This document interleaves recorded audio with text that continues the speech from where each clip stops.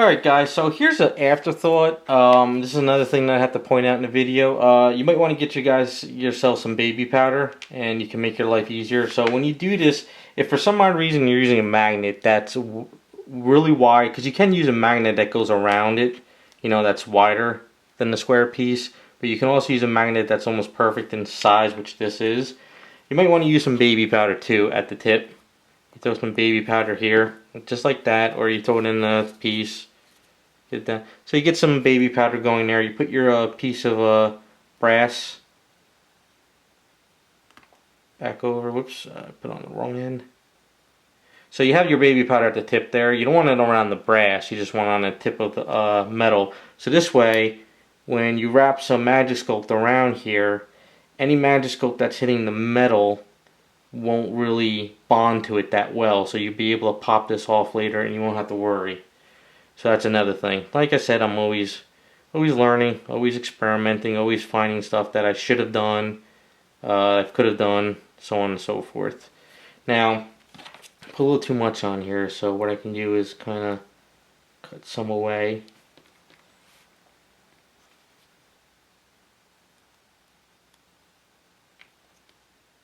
You don't have to go crazy putting this on. It's just a thin layer, and then because it's still got to fit into the hole that we're going to push this into. And as you can see, this is a little too much up top, so we're going to try to cut that off a little bit.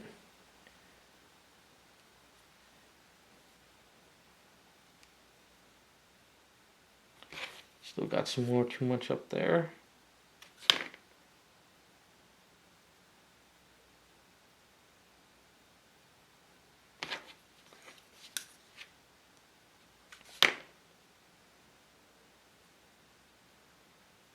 So that should be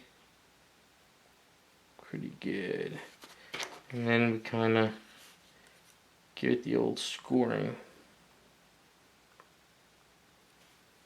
Don't worry about if it's messy, because like I said, the next day I gotta kind of sand this down anyway a little bit. You want to make sure it's bonding now and it's all around. So there you go. So that's how you do these two little pieces. And we'll come back tomorrow once they're all cured, and we'll attach them into the wrists. Alright guys, it is the next day, and the Magnetization is all cured up. So, as you can see, now we have an interlocking area that connects to the magnet, and it will make your life a lot easier by just putting this piece into the statue, letting it sit, and then you don't have to worry about A's and all that stuff. So this is kind of what I've been doing lately, and what I'm going to do next is sand this down. So if we go up to the statue, let's go up a little bit closer. Alright, so as you can see the holes here, and you can see that this piece isn't going in perfectly because this is big. And so what I'm going to do is I'm going to sand this down, and then I might have to widen this a little bit. You want to make sure that when you're putting this in, it goes in and out good, you know, flush. Well, not flush, but you want to make sure it's not grabbing, because if you jam it in there and then you pull it out, then you pull this piece out and it's not actually like secured the way you want to do, because it can kind of warp and change and move. You want it to actually get set in there with some A's or glue or something. So I'm going to sand this piece down, get this all nice and up there as well, and then this hand as well. Make sure these are going in flush, and then I'll show you how I throw A's in there and glue and secure it, and then pretty much you have a key with a magnet. Alright, so we're going to attach this hand first. There's kind of a trick to it. I'll explain it. Sometimes it works, sometimes it doesn't. But I got some A's. This is some leftover A's that I've been working on for the past couple minutes with some items. So I'm just going to use this as the attachment for this piece. You can use Magnetization, you can use other A's. It doesn't really matter. But whatever gets it in there and works. Doesn't have to be super clean. So, going to push this into there, and the A's is going to come out. So you don't want to throw a lot of A's in there, but you don't want to throw too little of A's. You want to get a nice fair amount. So I'm going to have the hand twisted at this point. So what I do is I push this in. Of course, when you're pushing in, watch what you're doing, because it starts to kind of creep out in a little bit like that. So you don't want to go too much so it starts hitting and attaching to the hand. Pulling You could even cut it out at this point if you really wanted to, because I am going to attach some glue if I can. But this might work where I don't need any glue. So then we go back to the piece, and then we push it back in to where I want it, because I want the hand at that angle. Alright, and then pop it back out. Now you have to be careful with some of the bigger keys, because when you pop this out, if the magnet is big and strong, you're going to pull everything out with it. So if you have a tool that you could kind of slide in between and then, you know, pop it out, you're good. Now in this case, I probably will need some glue, but what I'm going to try to do is we could do this in the camera. It's kind of difficult sometimes with smaller items, but let's see if we can get into the camera so you guys can see. It's not going to focus on it, but maybe.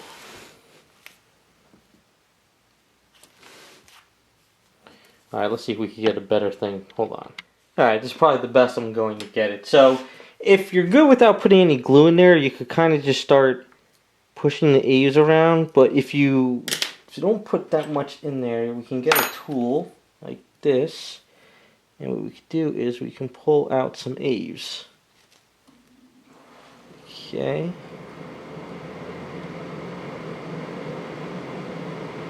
Of course, when you're doing this, you want to make sure you put the key back in, that it's lined up where you want it. So let's try to get that line back up there, make sure we're doing okay. Okay, it's where I want it.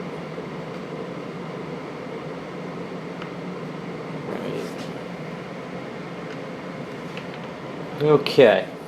And what we do is we grab our liquid glue, not the...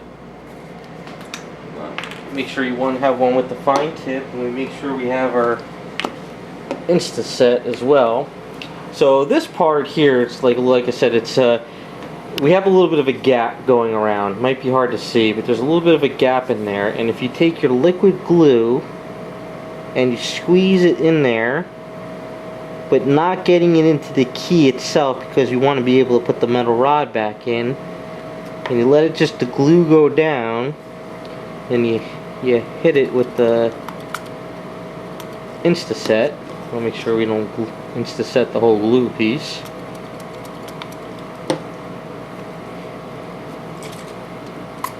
There we go.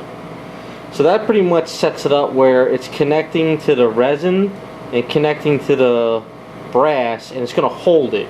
So you want to also make sure you go back again just to make sure you didn't do anything wrong, and it's magnetized. So let's put it back on the base and I'll show you what's going on.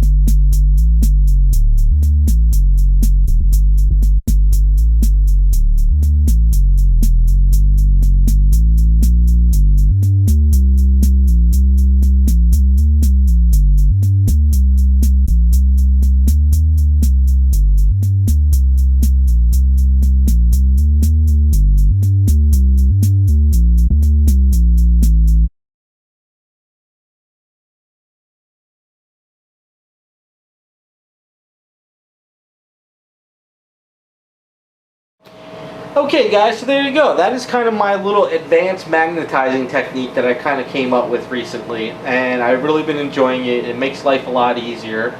The only one of the major drawbacks would be is if you screw up when doing it and the hands or the arm or the leg or whatever is not correct, and then you're trying to magnetize it the next day because something went wrong, you have to kind of try to Dremel it all out, which is a pain. But it really shouldn't be if you kind of just follow the way I did it, and it's working out pretty good.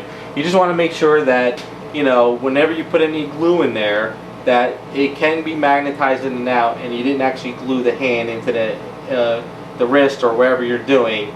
You just gotta make sure you just take your time and do those extra steps.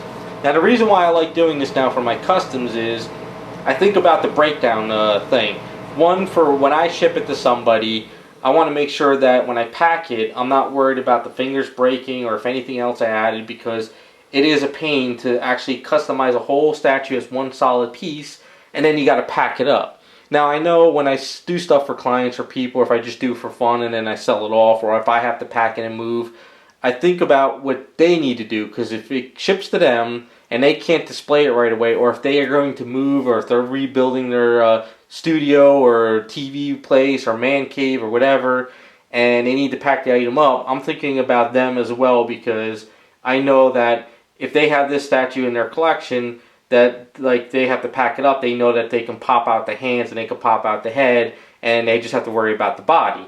So that's kind of why I like to do the magnetizing stuff a lot and taking these extra steps, because it also helps with painting as well, because I could paint the hands separately and then I know they glue in and out. And it's the same thing all your companies do as well. They're engineered so the factories can paint all the pieces, they can pack it properly, and then we can put all the pieces together with magnets or keys or whatever. So I'm doing that as well with my customs. So there you go, that is an advanced tutorial.